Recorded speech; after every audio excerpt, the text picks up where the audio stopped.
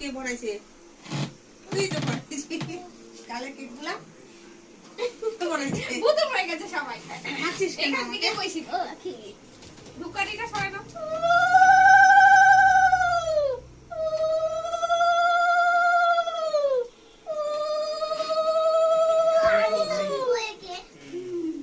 সবার বড় না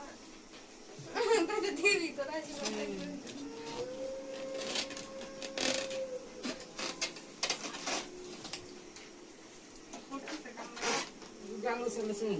বাবু বাবু